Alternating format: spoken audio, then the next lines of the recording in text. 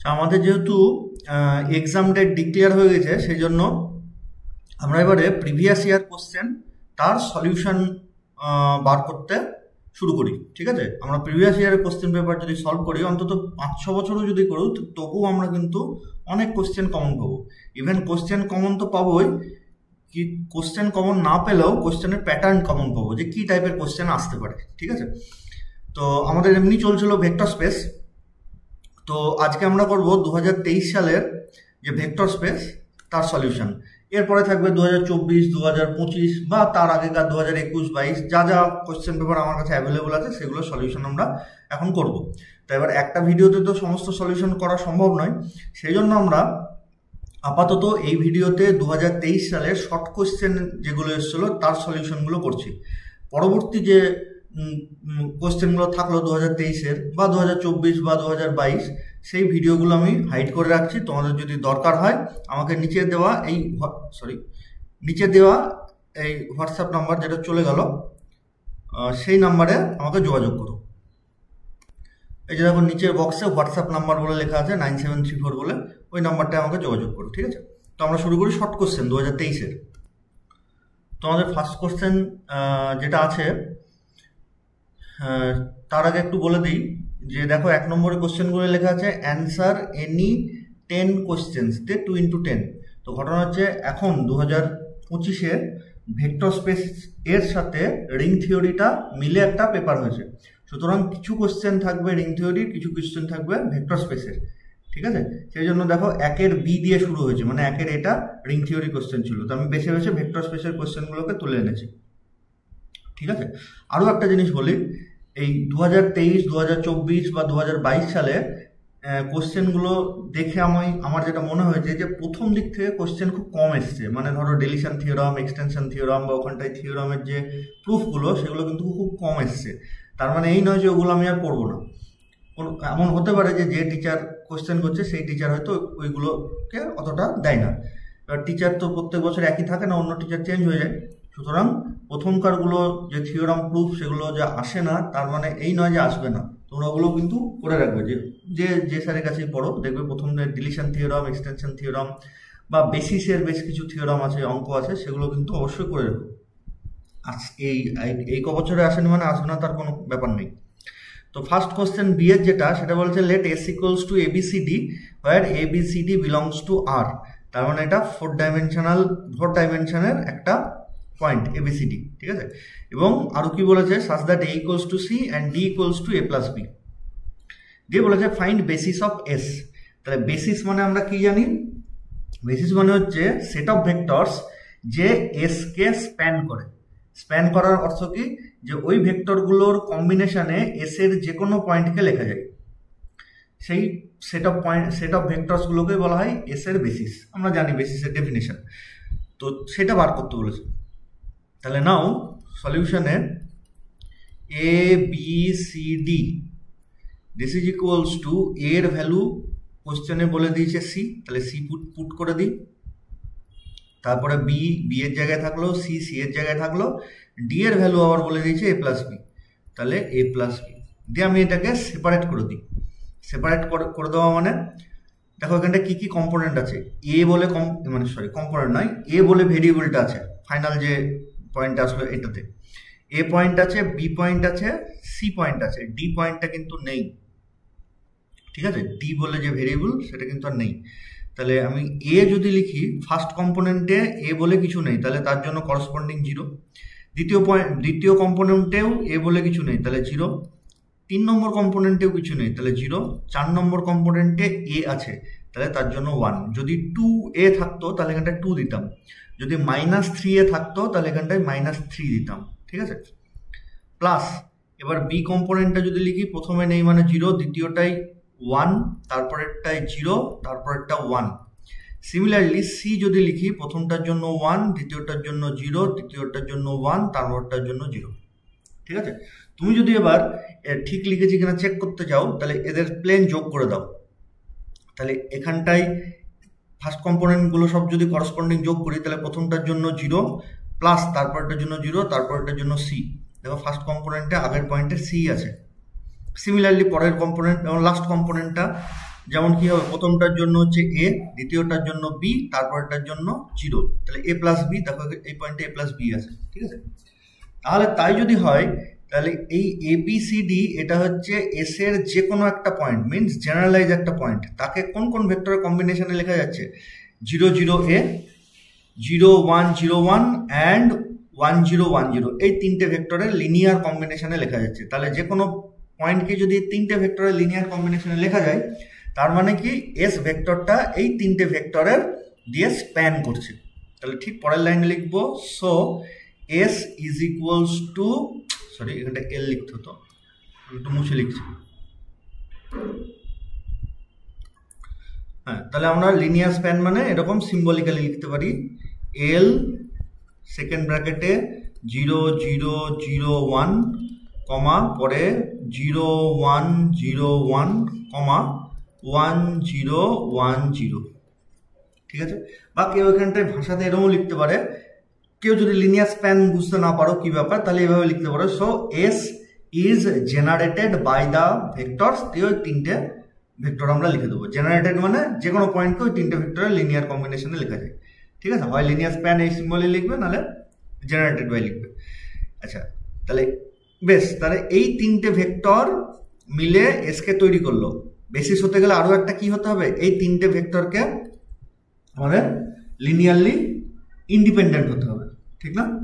তাহলে linearly independent হওয়ার জন্য ওই তিনটে ভেক্টর দিয়ে তৈরি ডিটারমিনেন্টটাকে নট ইকুয়ালস টু 0 হতে হবে। আমরা যারা পড়েছি তারা জানে। কিন্তু ঘটনা হচ্ছে এখানটা ভেক্টর 3টে আর ডাইমেনশন 4টে, তাহলে এখানটা কিন্তু আর যে ম্যাট্রিক্সটা তৈরি হবে তার ডিটারমিনেন্ট বার করতে পারবো, কারণ ওটা তখন 3x4 ম্যাট্রিক্স হয়ে যাবে। স্কোয়ার ম্যাট্রিক্স ছাড়া তো ডিটারমিনেন্ট বার করা যায় না। তাহলে এটা আমরা ইন জেনারেল মেথডে করে দিই, যে now take x into 0 0 0 1 plus y into 0 1 0 1 plus z into 1 0 1 0 is equals to null vector, means 0 0 0 0। এবার যদি আমি দেখাতে পারি x y z তিনটেই 0, তাহলে তিনটে ভেক্টর লিনিয়ারলি ইন্ডিপেন্ডেন্ট হয়ে যাবে। আর অলরেডি লিনিয়ার স্প্যান তো দেখিয়ে ফেলেছি, তাহলে বেসিস হয়ে যাবে। তাহলে দিস, আর এটা বুঝতে পারছো, এটা যদি স্কোয়ার ম্যাট্রিক্স ফর্ম করতো, মানে 4 ডাইমেনশনের ভেক্টর, আবার 4টে ভেক্টর আছে, তার মানে স্কোয়ার ম্যাট্রিক্স হতো, তার ডেট ভ্যালু বার করে যদি নন জিরো হতো লিনিয়ারলি ইন্ডিপেন্ডেন্ট, 0 হলে লিনিয়ারলি ডিপেন্ডেন্ট, তাই বলতাম আমরা।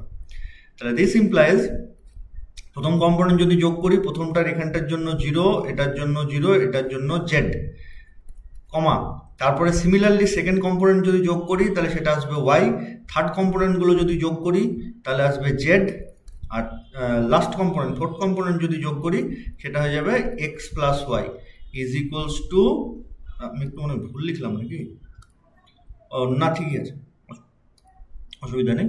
তারপর একটা z, তাহলে this equals to 0 0 0 0। This implies আমি যদি কম্পেয়ার করি z ইকুয়ালস টু 0, আচ্ছা ঠিক, তারপরে y equals two second component compare করলে 0, সিমিলারলি থার্ড কম্পেয়ার করলে 0, and fourth x plus y equals to 0।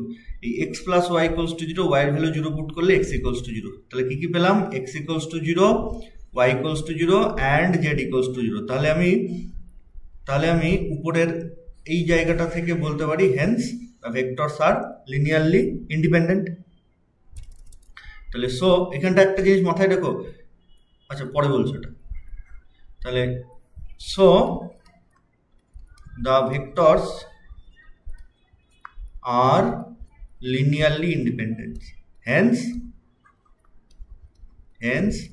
Basis is, ওই তিনটে ভেক্টরকে যদি আমি লিখে দিই তাহলে সেকেন্ড ব্র্যাকেটের মধ্যে 0 0 0 1, তারপরটা 0 1 0 1, আর তারপরটা 1 0 1 0।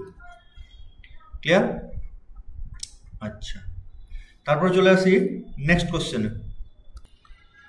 তো নেক্সট কোশ্চেন আমাদের এরকম বলেছে যে লিনিয়ার ট্রান্সফরমেশনের অঙ্ক বা লিনিয়ার ম্যাপিং এর অঙ্ক। So that the linear transformation T(R3 to R2) defined by T of xyz is equals to x minus y, y is 1 to but not 1 to 1. তো লিনিয়ার ট্রান্সফরমেশন যারা পড়েছো তারা জানো লিনিয়ার ট্রান্সফরমেশন মানে কিছুই না, একটা function F A to B যেমন আমরা লিখি, এফ এ টু বি যেমন আমরা লিখি ম্যাপিং, সেরকম লিনিয়ার ট্রান্সফরমেশনও একটা ম্যাপিং, তার মধ্যে সার্টেন দুটো ক্রাইটেরিয়া স্যাটিসফাই করতে হয়। যখন লাগবে আমি তখন বলে দেবো কি কি ক্রাইটেরিয়া। দিয়ে আমাকে বলেছে যে টিটা অন টু বাট নট 1:1। তাহলে অন টু মানে কি? অন টু মানে হচ্ছে যেমন ধরো একটা ম্যাপিং আছে x is equals two x square, ঠিক আছে? তাহলে এক্স স্কোয়ারের জায়গায় যদি 9 নিই তাহলে এক্স এর ভ্যালু কত? 3।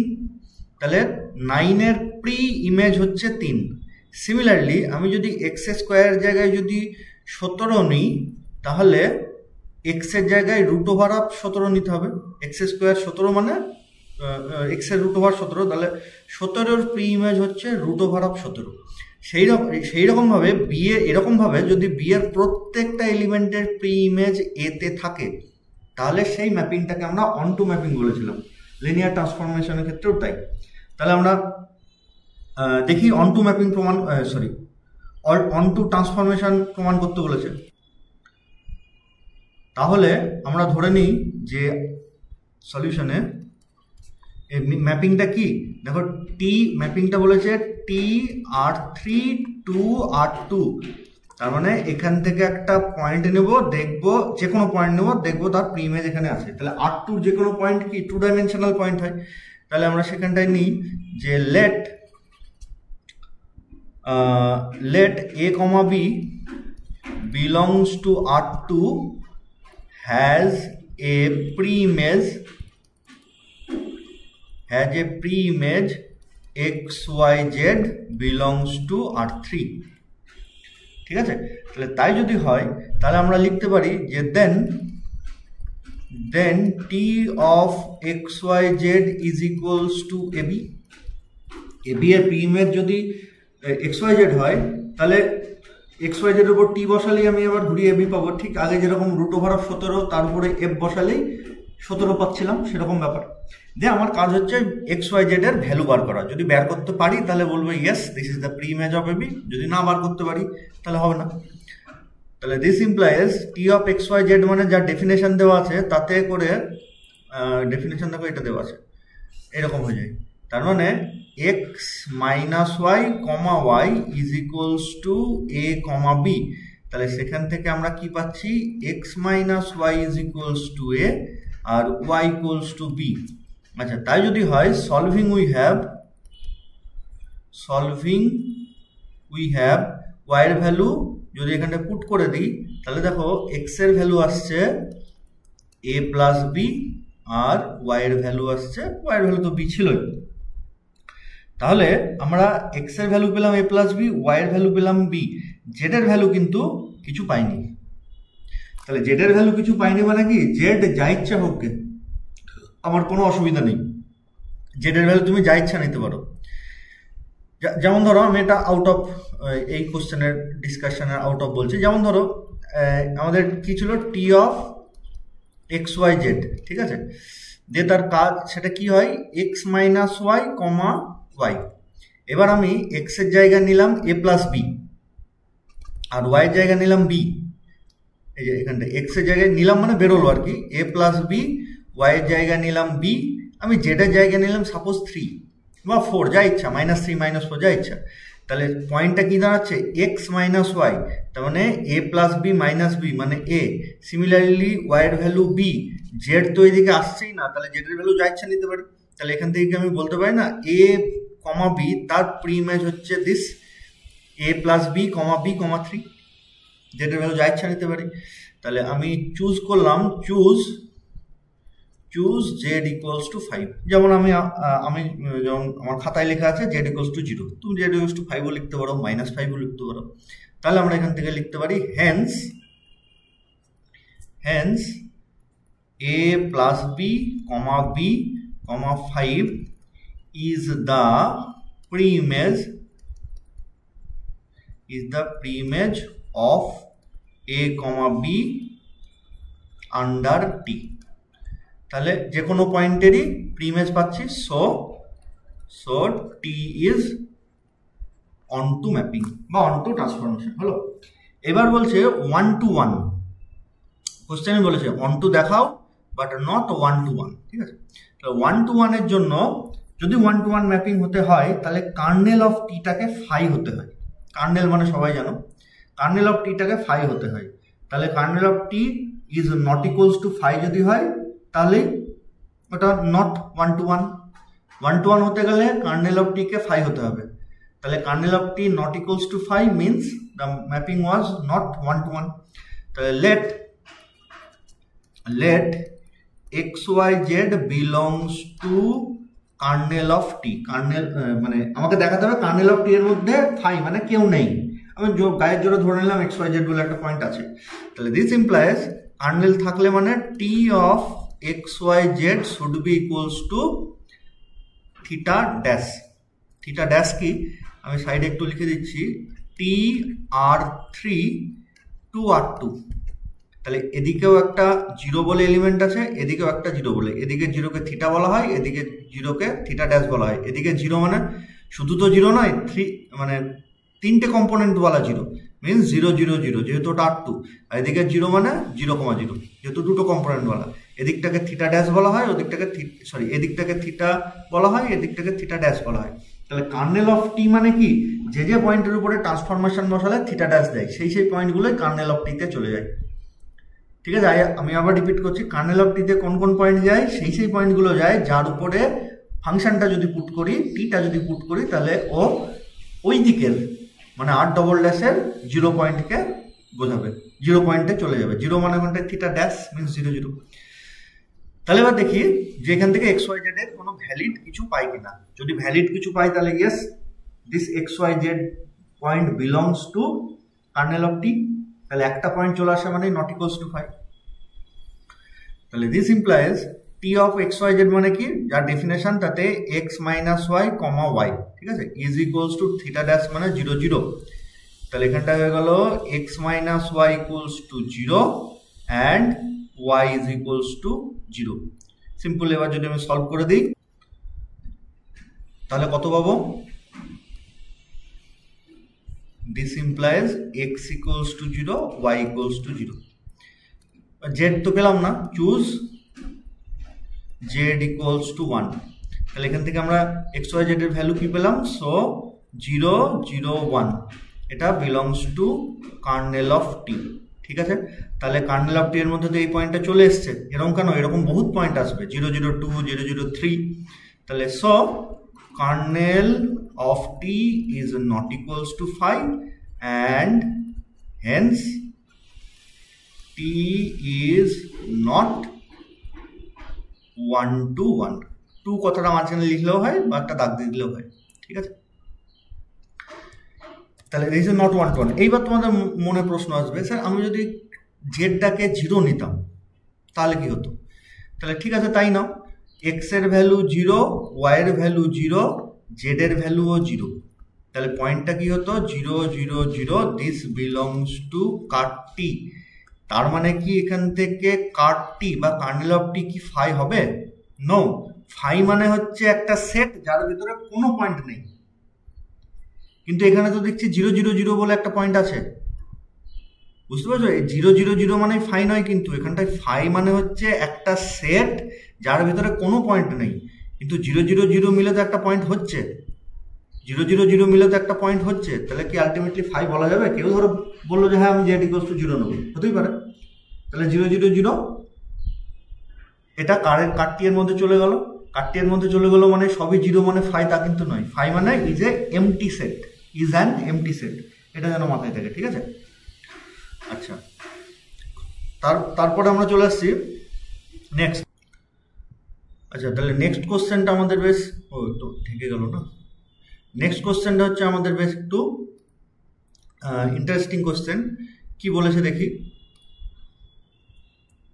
Just a minute. তো কি বলেছে দেখি, বলেছে prove or disprove. Prove or disprove মানে এটা প্রমাণযোগ্য হলে প্রমাণ করো, আর প্রমাণ না হলে ডিসপ্রুভ করো। কি বলেছে, if A square is diagonalizable then A is also diagonalisable.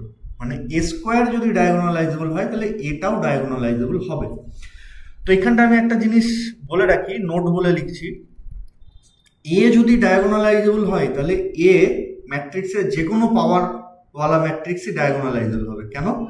কারণ ডায়াগোনালাইজেবল হওয়ার কন্ডিশন কি, D equals to P inverse AP, যেখানে ডিটা, তাই তো, এ ম্যাট্রিক্সটা যদি ডায়াগোনালাইজেবল হয় তাহলে আমি পি বলে একটা নন সিঙ্গুলার ম্যাট্রিক্স পাবো such that P inverse AP equals to D, হয় D is the diagonal matrix. যারা ডায়াগোনালাইজেবল করেছে তারাই বুঝতে পারবে।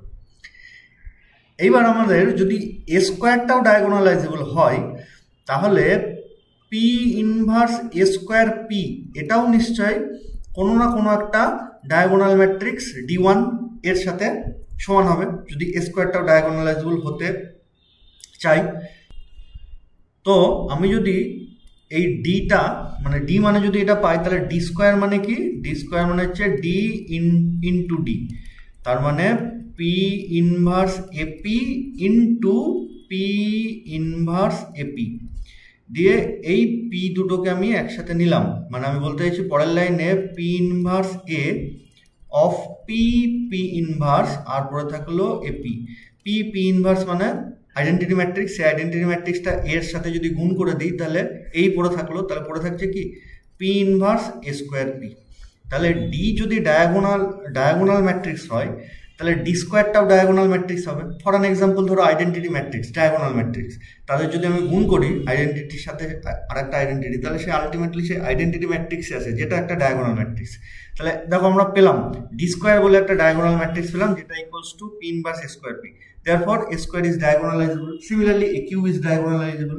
তাহলে এটা আমি বলতে চাইছি, এটাও থিওরাম হিসেবে আসতে পারে যে if A is diagonalizable then A to the power M is diagonalizable. আমরা এর আগে থিওরামে পড়েছি আগের ক্লাসগুলোতে। এবার কিন্তু কোশ্চেন উল্টো দিয়েছে, এ স্কোয়ার ডায়াগোনালাইজেবল হলে কি এ ডায়াগোনালাইজেবল হবে? তো তার জন্য তাহলে আমাদের এক্সাম্পল মনে রাখতে হবে। তাহলে এটা নর্মালি হয় না নীল পটেন্ট ম্যাট্রিক্সের ক্ষেত্রে। নীল পটেন্ট ম্যাট্রিক্স মানে একটা নন জিরো ম্যাট্রিক্স যাকে স্কোয়ার করলে জিরো চলে আসে, তাকে বলা হয় নীল পটেন্ট ম্যাট্রিক্স। তাহলে let a is equals to 0 1 0 0, এই এক্সাম্পলটা আমরা মনে রাখবো। তাহলে দেন a স্কোয়ার, তার মানে অ্যাকচুয়ালি 0 1 0 1 ইন্টু 0 1 0 1 সরি 0 1 0 1 কেন 0 1 0 0 0 1 0 0, এদের যদি আমি মাল্টিপ্লাই করি এটা চলে আসবে একটা জিরো ম্যাট্রিক্স 0 0 0 0। ঠিক আছে, তাহলে এবার আমি দেখি যে এই এ স্কোয়ার ম্যাট্রিক্সটা ডায়াগোনালাইজেবল কিন্তু এ ম্যাট্রিক্সটা ডায়াগোনাল হচ্ছে না। আর এই দেখো এ স্কোয়ারকে জিরো করলে আমি জিরো ম্যাট্রিক্স পাচ্ছি, সেই জন্য আমি এটাকে নীল পটেন্ট ম্যাট্রিক্স বলে উল্লেখ করেছি, তোমাদের মনে রাখার দরকার নেই। তাহলে now A square is a diagonal matrix. Diagonal কেন? ডায়াগোনাল ম্যাট্রিক্সের ডেফিনেশন কি? ডায়াগোনাল ম্যাট্রিক্সের ডেফিনেশন হচ্ছে এই ডায়াগোনাল ছাড়া, আমার মানে লেখাটা একটু ঠিক করে লিখি, হ্যাঁ নাহলে, হ্যাঁ তো যেটা বলছিলাম যে এই ডায়াগোনাল ছাড়া বাকি সমস্ত এলিমেন্ট যদি জিরো হয় তাহলেই সেই ম্যাট্রিক্সটাকে ডায়াগোনাল ম্যাট্রিক্স বলে। ডায়াগোনালে জিরো থাকলো বা নন জিরো থাকলো সেটা আমার দেখে লাভ নেই, ডায়াগোনালে যা ইচ্ছা থাক, ডায়াগোনাল ছাড়া বাকি এলিমেন্টগুলো জিরো হলেই ডায়াগোনাল ম্যাট্রিক্স বলা হয়। তাহলে এ স্কোয়ার যে ডায়াগোনাল ম্যাট্রিক্স, তাহলে ডায়াগোনাল ম্যাট্রিক্স যদি হয় তাহলে তো নিজেই ডায়াগোনাল হয়ে বসে আছে, তাহলে ওকে আর ডায়াগোনালাইজেবল করার কিছু দরকারই পড়ে না, ও ডিরেক্টলি ডায়াগোনালাইজেবল। ঠিক আছে, তাহলে so A square is diagonal matrix and hence A square is diagonalizable. ঠিক আছে, এবার আমি এর ক্ষেত্রে আসি। তাহলে ডায়াগোনালাইজেবল হওয়ার জন্য আমাদের কি করতে হয়, যে প্রথমত এটা ডায়াগোনাল ম্যাট্রিক্স নয়, তাহলে ডিরেক্ট বলতে পারছি না। ডায়াগোনাল ম্যাট্রিক্স হলে ডায়াগোনালাইজেবল, তাহলে ডায়াগোনাল ম্যাট্রিক্স হচ্ছে না মানে যে নন ডায়াগোনালাইজেবল ওরকম কোনো ব্যাপার নেই, আমি চেক করে দেখবো। তাহলে প্রথমে আইগেন ভেক্টর বার করতে হয়, আইগেন ভ্যালু বার করতে হয়, তারপরে আইগেন ভেক্টর বার করতে হয়, দিয়ে দেখতে হয়। তাহলে for A eigenvectors are given by, characteristics equation বার করতে হবে, তাহলে ডায়াগোনাল বরাবর মাইনাস ল্যামডা করে দিই, তাহলে minus lambda 1 0 minus lambda is equals to 0 implies এখান থেকে delta square is equals to 0 implies delta equals to 0,0। তার মানে দুটোই আইগেন ভেক্টর যাদের ভ্যালু আবার সমান। তাহলে so 0 is an eigenvalue vector বললাম, সরি eigenvalue গুলো, হ্যাঁ 0 is an eigenvalue, এক মিনিট, হ্যাঁ 0 is an eigenvalue with geometric algebraic, এটা algebraic মাল্টিপ্লিসিটি 2। অ্যালজেব্রিক মাল্টিপ্লিসিটি মানে, অ্যালজেব্রিক মাল্টিপ্লিসিটি বলতে একটা আইগেন ভেক্টর যত টাইমস আসবে সেটা হচ্ছে তার অ্যালজেব্রিক মাল্টিপ্লিসিটি। যেমন 0 দুবার এসছে, তাহলে 0 যে eigen vector eigen value with algebraic multiplicity 2।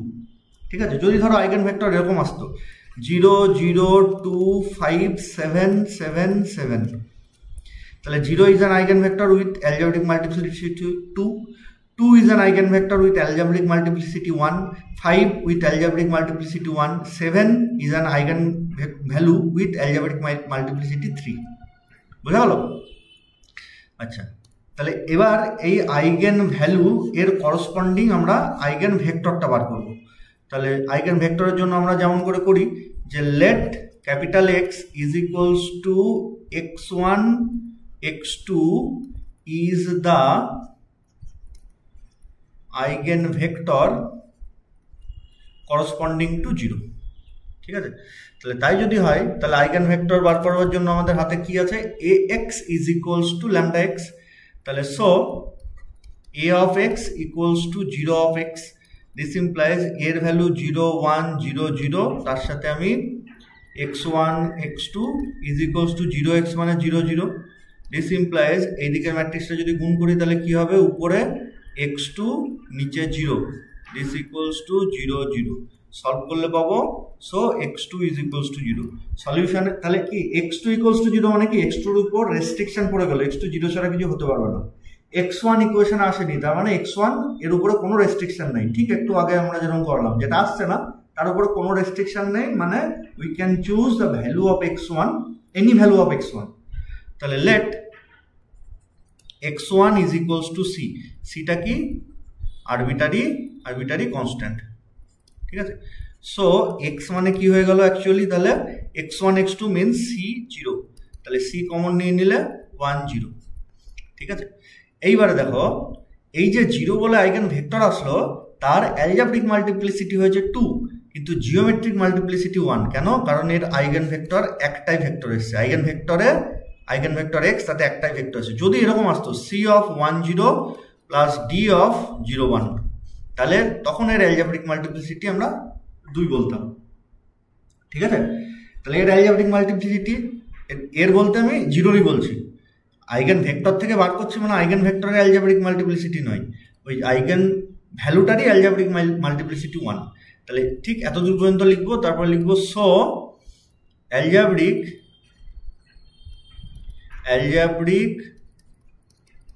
Multiplicity of 0 is 1। তাহলে জিওমেট্রিক মাল্টিপ্লিসিটি আর অ্যালজেব্রিক মাল্টিপ্লিসিটি ম্যাচ করলো না, তাহলে নন ডায়াগোনালাইজেবল।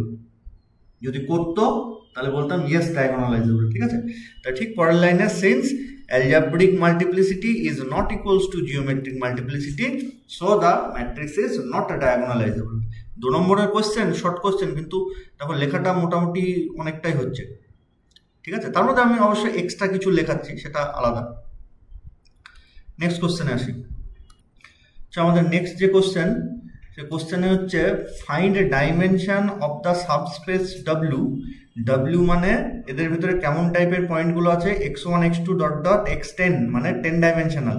ঠিক আছে, এবং সেই ডাইমেনশনগুলোর মধ্যে, সেই ডাইমেনশনাল এলিমেন্টগুলোর মধ্যে রিলেশন কি, xn is equals to xn plus 1 plus xn is equals to xn minus 1 plus xn minus 2 for n এর ভ্যালু 3 থেকে 10 এর মধ্যে থাকবে। তার মানে এই থিওরাম, এই ফর্মুলা থেকে x1 আর x2 পাওয়া যাবে না। x3 থেকে পাওয়া যাবে, ঠিক আছে। তাহলে বলেছে এই যদি ভেক্টর স্পেস হয় তাহলে তার ডাইমেনশন কত। তার ডাইমেনশন মানে আমরা জানি এর বেসিসে যতগুলো ভেক্টর থাকে সেই ভেক্টরগুলো হচ্ছে ওর ডাইমেনশন, সেই নাম্বার অফ ভেক্টরসগুলো হচ্ছে ওর ডাইমেনশন। তাহলে এর বেসিসে যদি 5খানা ভেক্টর থাকে তাহলে ওর ডাইমেনশন হবে 5, ঠিক আছে। তাহলে আমার প্রথম কাজ হচ্ছে বেসিস কত বার করা। বেসিস কি করে বার করব, একটু আগে আমরা বার করলাম।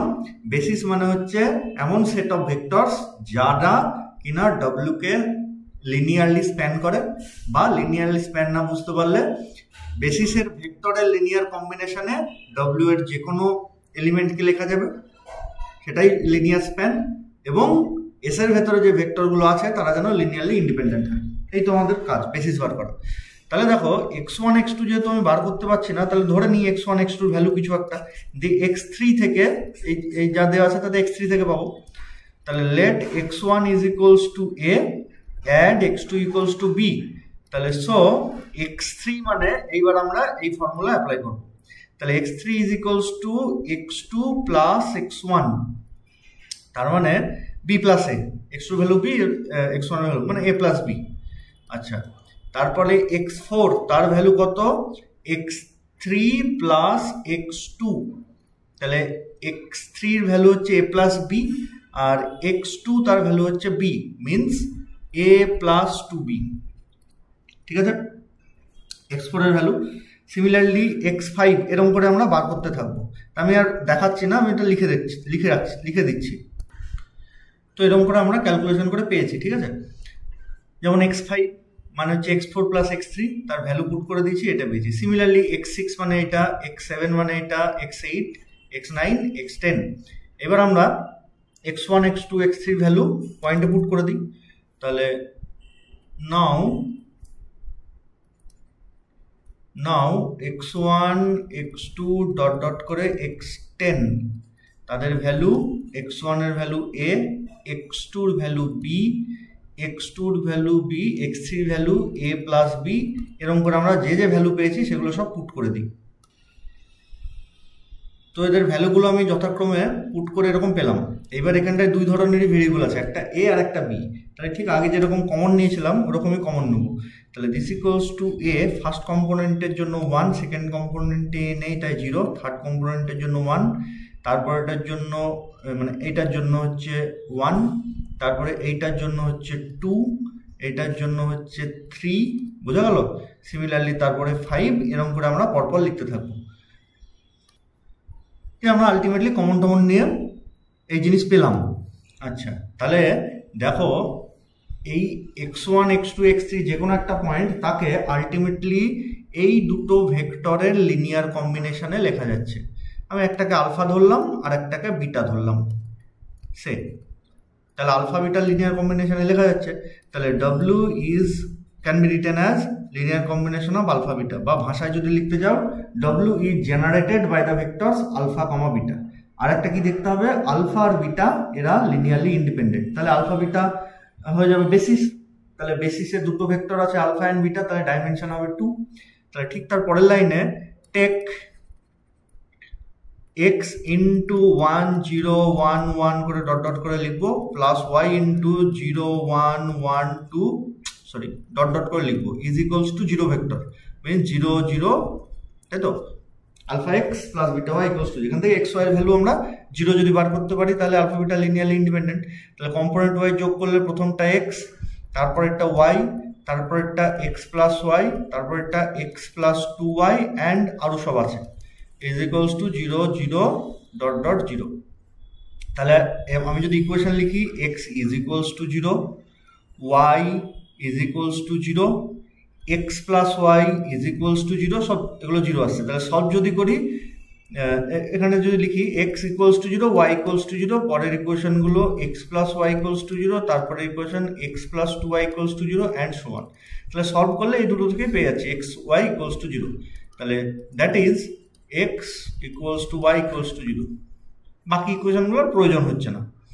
সো আলফা বিটা আর linearly independent, so alpha comma beta is the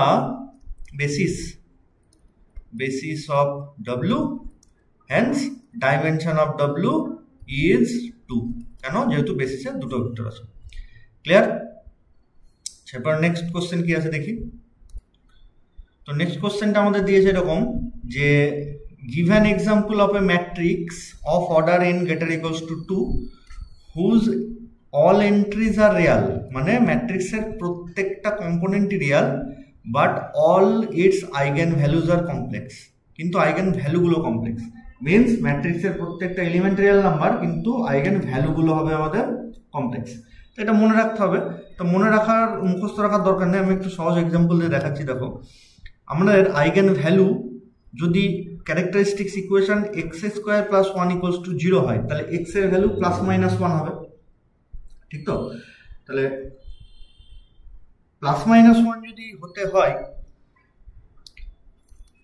মানে আমি বলতে চাইছি এটাকে যদি সলভ করি তাহলে এক্স এর ভ্যালু প্লাস মাইনাস 1 বলছি সরি প্লাস মাইনাস আই হবে ঠিক আছে তাহলে আইগেন ভ্যালু দুটো কমপ্লেক্স হয়ে গেল তাহলে এইটা যদি ক্যারেক্টারিস্টিক্স পলিনোমিয়াল হতে হয় তাহলে আমাদের মানে যে ইয়েটা কোন ডিটারমিনেন্টটাকে ভাঙলে এটা আসে সেটা দেখি সেটা দেখো আসবে minus x 1 minus 1 minus x is equals to 0 ultimately ডিটারমিনেন্টকে ভেঙে তো ক্যারেক্টারিস্টিক্স পলিনোমিয়াল আসে সেই পলিনোমিয়ালটাকে সলভ করলে আইগেন ভ্যালু পাই তো ম্যাট্রিক্সটা দেখো ডিটারমিনেন্টটা দেখো এরকম আসতে হবে মাইনাস এক্স 1 মাইনাস 1 মানে কিসের জন্য এরকম আমি ভাবছি এখানটায় 1 আর এখানে মাইনাস 1 এদের গুণ করে এখানটায় আসলে তবেই প্লাস 1 হবে তাই না দুটোই যদি প্লাস 1 নিই তাহলে ওখানটা আমার মাইনাস 1 হয়ে যাবে আর এখানে মাইনাস এক্স গুণ করলে এক্স স্কোয়ার আসবে তোমার মনে হয় স্যার এক্স গুণ করলেও তো এক্স স্কোয়ার আসে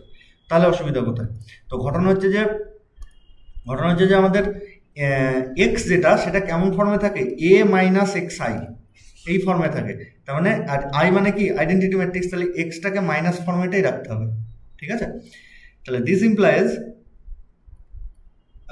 ইমপ্লাইজ তাহলে ম্যাট্রিক্সটা কেমন হতে হবে এখান থেকে আমরা দেখো আইডিয়া করতে পারবো যে ডিটারমিনেন্ট অফ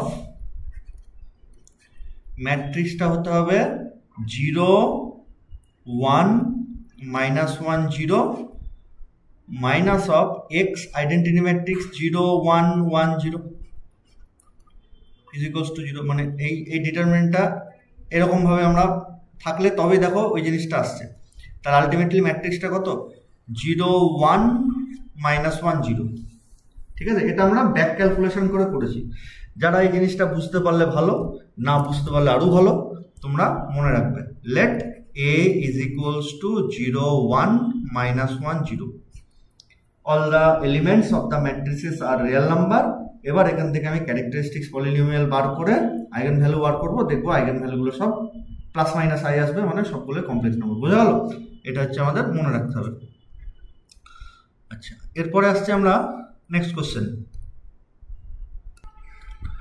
তো নেক্সট হচ্ছে আমাদের এল এর কোশ্চেন মানে এল নম্বরের question find dimension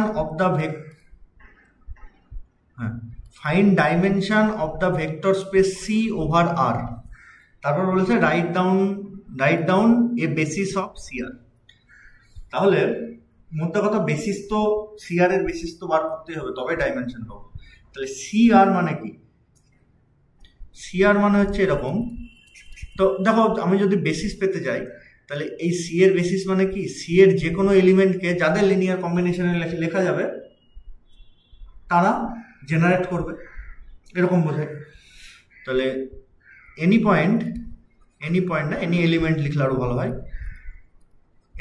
any element of C can B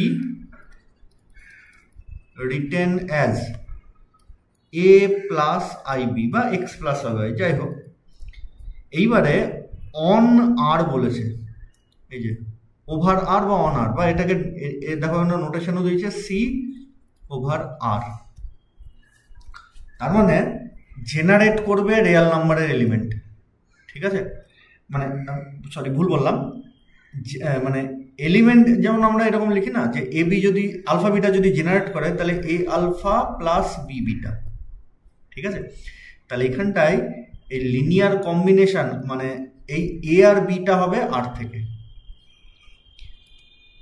তার মানে আমি একটু ব্যাপারটা একটু ঝামেলা কর, তাহলে আমি লিখবো 1 into A plus I into B. এটা মানে নাম্বারটা কমপ্লেক্স নেব, কিন্তু যখন ভেঙে লিখবো তখন কম্পোনেন্টগুলো যেন আর এর হয়। সি অফ আর মানে তাই বোঝায়। নাম্বারটা নেব কমপ্লেক্স নাম্বার থেকে, তার মানে কমপ্লেক্স নাম্বার এলিমেন্ট 3i, কিন্তু যখন ভেঙে লিখবো তখন প্রত্যেকটা কম্পোনেন্ট যেন রিয়েল নাম্বারের হয়। তাহলে কি লিখবো 2 ইন্টু 1 প্লাস 3 ইন্টু i, এই যে এই দুটো এসছে আমাদের আর থেকে। ঠিক আছে, তাই যদি হয় তার মানে দেখো কে জেনারেট করছে L of 1, i। Real number, যে কোনো রিয়েল নাম্বার আর নিয়ে নিলাম, আর থেকে আমি যে কোনো এলিমেন্ট এবি নিয়ে নিলাম। যে কোনো রিয়েল নাম্বার এবি যদি নিই তাদের লিনিয়ার কম্বিনেশন করে যদি আমি কমপ্লেক্স নাম্বার পেতে যাই, তাহলে একটা কম্পোনেন্টের সাথে 1 আর একটা কম্পোনেন্টের সাথে আই গুণ করতে হচ্ছে। তাহলে কি হলো, এটা হচ্ছে আমাদের জেনারেট করছে। তাহলে আলটিমেটলি বেসিস হচ্ছে, so basis of C over R is 1i, so dimension কি হবে ইজ ইকুয়ালস টু 2। এইখানটায় আমি নোট বলে একটা জিনিস লিখে দিচ্ছি, একটু মনে রাখবো কোশ্চেনটা, হ্যাঁ একটু গন্ডগোলি কোশ্চেন, খিটিবিটি কোশ্চেন। বলছে basis of C over C. ঠিক আছে, তার মানে সি এর এলিমেন্টগুলো কেমন দেখতে হবে, এ প্লাস আই বি, আগেও তাই হয়েছিল। এবার আমাদের যে দুটো আমি লিনিয়ার কম্বিনেশনে লিখবো তারাও কমপ্লেক্স নাম্বার হতে হবে। তার মানে 1 into A plus 1 into IB. ঠিক আছে, যেহেতু এলিমেন্টগুলো আমার সি থেকে নিতে হবে, তাহলে এটা কমপ্লেক্স নাম্বার বানাতেই হবে, তাহলে আইবি। তাহলে এখানটায় কার কার লিনিয়ার কম্বিনেশনে আসছে 1 অ্যান্ড 1 মিনস অনলি 1, তাহলে তখন তার ডাইমেনশন হতো 1। বুঝতে না পারলে মনে রাখবে, ঠিক আছে, একটু ঝামেলা করা অঙ্ক আছে শর্ট কোশ্চেনটা। তো নেক্সট যেটা কোশ্চেন, এটা হচ্ছে আমাদের শর্ট কোশ্চেনের লাস্ট, ভেক্টর স্পেস থেকে এসেছিল আর কি 2023-এ। বলেছে use Kelly-Hamilton theorem to find a to the power 50 where a equals to 1101। তো আমরা যদি a to the power, যেমন কোশ্চেনে যদি বলে যে a to the power 50 বার করতে, তাহলে a to the power 50 মানে কি, এ ম্যাট্রিক্সটাকে 50 বার গুণ করতে হবে। তাহলে 50 বার গুণ করা মানে আমাদের ওই একটা অঙ্ক করে বাড়ি চলে আসতে হবে, আর অঙ্ক আমাদের হাত দেওয়া যাবে না।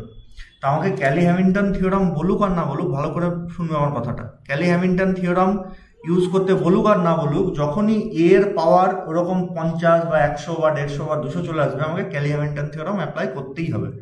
বললেও করতে হবে, করতে তো হবেই, বললে না বললেও করতে হবে। তাহলে ক্যালি-হ্যামিল্টন থিওরাম মানে কি, আমাদের ক্যারেক্টারিস্টিক্স পলিনোমিয়াল বার করব, দিয়ে ক্যারেক্টারিস্টিক্স পলিনোমিয়ালে এক্স এর জায়গায় বা ল্যামডা দিয়ে যদি বানাই, ল্যামডার জায়গায় এ পুট করে দেবো। কেন, কারণ ক্যালি-হ্যামিল্টন থিওরামের বক্তব্য হচ্ছে every square matrix স্যাটিসফাইজ it's characteristics equation. তাহলে ক্যারেক্টারিস্টিক্স ইকুয়েশন বার করবো, এক্স এর জায়গায় এ পুট করে দেবো, দিয়ে আমরা ক্যালি-হ্যামিল্টন থিওরাম অ্যাপ্লাই হয়েছে তাই বলবো। তাই দূর বন্ধ করি। Now characteristics equation of A is, তোমরা সিই লিখবে না, পুরো ভাষায় লিখবে। কি হবে, 1 মাইনাস এক্স বা 1 ল্যামডা দিয়েও করতে পারো, 1 মাইনাস ল্যামডা বলে, যাই হোক 1 minus x 1 0 1 minus x is equals to 0। এটাকে যদি আমি ভেঙে দিই তাহলে আসবে দেখো 1 মাইনাস এক্স তার স্কোয়ার বা এক্স মাইনাস 1 তার স্কোয়ার।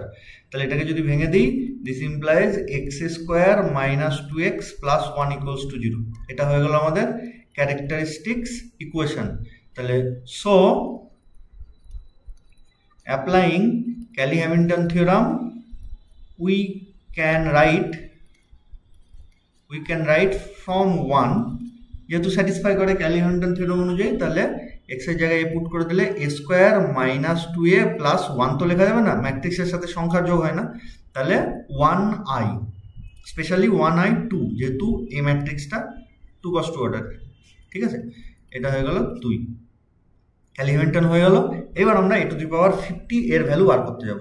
এই অঙ্ক আমরা আগেও ক্লাসের মধ্যে করেছি। তাহলে now from two A square minus A, আর একটা এ যেটা সেটা ওইদিকে নিয়ে চলে গেলাম, তাহলে সেটা হয়ে যাবে এ মাইনাস i2। ঠিক আছে, দেখো সব একদিকে নিয়ে আসলে 2 নম্বর ইকুয়েশন আসছে, মানে একটা একে এইদিকে রাখলাম আর একটা একে আর i2টাকে ওইদিকে নিয়ে চলে গেল। নাও এটা সো আমি যদি এই লেফট হ্যান্ড সাইডটাকে এ দিয়ে গুণ করে দিই তাহলে কি আসবে, এ কিউব মাইনাস এ স্কোয়ার, যেটা আমরা কি করে পেয়েছি, A into A square minus এ, এরকম করে। আচ্ছা, এ স্কোয়ার মাইনাস এ এর আগে ভ্যালু এখানটা কত, এ মাইনাস i2 পুট করে দিই, গুণ করে দিলে এ স্কোয়ার মাইনাস এ, আবার আমি এ স্কোয়ার মাইনাস এ তার ভ্যালু পুট করছি, এ স্কোয়ার মাইনাস এর ভ্যালু এ মাইনাস i2, আর সিম্পলিফাই করার কিছু নেই। সিমিলারলি আগেরটা এ গুণ করে যেমন এইটা পেয়েছি, এবার এইটাকে এ গুণ করব, তাহলে কত হবে, A to the power 4 minus A cube, তার মানে কি করে পেয়েছি, A into A cube minus A square. আচ্ছা, A cube minus A square তার ভ্যালু হচ্ছে এ মাইনাস i2, এটাকে আবার গুণ করে দিলাম এ স্কোয়ার মাইনাস এ, তার ভ্যালু আবার প্রথমকার যে ইকুয়েশন সেখান থেকে পাবো এ মাইনাস i2। সিমিলারলি একে আবার এ দিয়ে গুণ করে দেবো, তাহলে A to the power 5 minus A to the power 4 কি করে পেয়েছি না, তো একে A to the power 4 minus A cube দিয়ে গুণ করে। আচ্ছা, A to the power 4 minus A cube তার ভ্যালু কত, আগেকার লাইন থেকে পাচ্ছি এ মাইনাস i2, প্লেন গুণ করে দিলে এ স্কোয়ার মাইনাস এ তার ভ্যালু কত, ফার্স্ট লাইন থেকে এ মাইনাস i2। তাহলে আমি যাই করি এরকম পরপর দুটো পাওয়ার যদি বিয়োগ করি তাহলে এ মাইনাস i2 আসছে, তাহলে A to the power 50 minus A to the power 49 is equals to, by same calculation we can obtain A minus i2। Clear? দিয়ে আমি এদেরকে যোগ করে দেবো, তাহলে যোগ যখন করব লেফট হ্যান্ড সাইডের মতন করবো, রাইট হ্যান্ড সাইডের মতন। তাহলে লেফট হ্যান্ড সাইডে কারা কারা আছে, একদম লেফটে দেখো আমি লাল দিয়ে বর্ডার করে দিলাম, একদম লেফটে এরা আছে আর একদম রাইটে এরা আছে। ঠিক আছে, তাহলে লেফটের যদি আমি যোগ করি, দেখো আমি একটু মুছে দিই, হ্যাঁ, যেগুলো অদরকারি দাগ, হ্যাঁ আমি একটু ক্লিয়ার করে লিখলাম, হ্যাঁ ভেতরের যেগুলো সেগুলো আমি মুছে দিলাম তোমাদের বোঝার জন্য। তাহলে আমি বাম দিক যদি যোগ করি, দেখো প্রথমকার লাইনের এ স্কোয়ারের সাথে সেকেন্ড লাইনে মাইনাস এ স্কোয়ার কেটেছে, সিমিলারলি সেকেন্ডের এ কিউর সাথে তারপরে minus a q, a to the power 4 এর সাথে a to the power minus 4, similarly a to the power 5 এর সাথে পরের a to the power 5, similarly last লাইনে এ টু দি পাওয়ার 49 এর সাথে আগেকার এ টু দি পাওয়ার 49 কেটে যাবে। তাহলে লেফট হ্যান্ড সাইডে কারা কারা পড়ে থাকলো, একটা থাকছে এ টু দি পাওয়ার 50 আর একটা থাকছে মাইনাস এ। ঠিক আছে, এবার রাইট হ্যান্ড সাইডে চলে আসি, রাইট হ্যান্ড সাইডে সবগুলোই সেম ভ্যালু, তাহলে সবগুলো যদি সেম ভ্যালু হয় তাহলে মোট কতগুলো আছে সেটাই আমরা জানতে হবে। তাহলে আমি এর আগেও বলেছিলাম যে দেখো এইখানটায় এ এর পাওয়ার 1 আর এখানে এ এর পাওয়ার হচ্ছে 49, তাহলে ফর্মুলা হচ্ছে লাস্টের সংখ্যা মাইনাস ফার্স্টের সংখ্যা প্লাস 1, তার মানে টোটাল 49 খানা ইকুয়েশন আছে। বা তুমি ফার্স্টে যদি এ স্কোয়ার এর 2 নাও তাহলে এদিকেরও ফার্স্টের 50 নিতে হবে, ফার্স্ট নিলে ফার্স্ট, লাস্ট নিলে লাস্ট, তাহলে ফর্মুলা 50 মানে first last term minus first term plus 1, এটাকেও সিম্পলিফাই করলে দেখো 49ই আসছে। তাহলে যেভাবেই করো ইকুয়েশন 49 খানাই আছে। তাহলে তাই যদি হয় লেফট হ্যান্ড সাইডে আসছে a to the power 50 minus a is equals to, এদিকে আসছে মোট 49 এ মাইনাস i2। ঠিক আছে, implies A to the power 50 মানে কত, একটা এ এদিকে চলে যাবে, তাহলে হয়ে যাবে 50a minus 49i2। This implies 50a এর ভ্যালু আমাদের কত দেওয়া ছিল, 1101 মাইনাস 49 অফ 1001। তাহলে এটাকে যদি আমরা সিম্পলিফাই করি তাহলে এখানটায় কত আসছে, 50 মাইনাস 49 মানে 1, তারপরেরটা আসছে 50, তারপরেরটা আসছে 0, তারপরেরটা 50 মাইনাস 49 মানে 1। This will be the value of a to the power 50. Clear? তাহলে এগুলো হলো 2023-এর শর্ট কোশ্চেন। নেক্সট ভিডিওতে আমরা ব্রড কোশ্চেনগুলো করাবো, ঠিক আছে? এবং সে পরের ভিডিওগুলো আবার প্রাইভেট থাকবে, তোমাদের দরকার হলে হোয়াটসঅ্যাপ নাম্বার আমি আগে দিয়েছি, সেটাই SMS করতে পারো।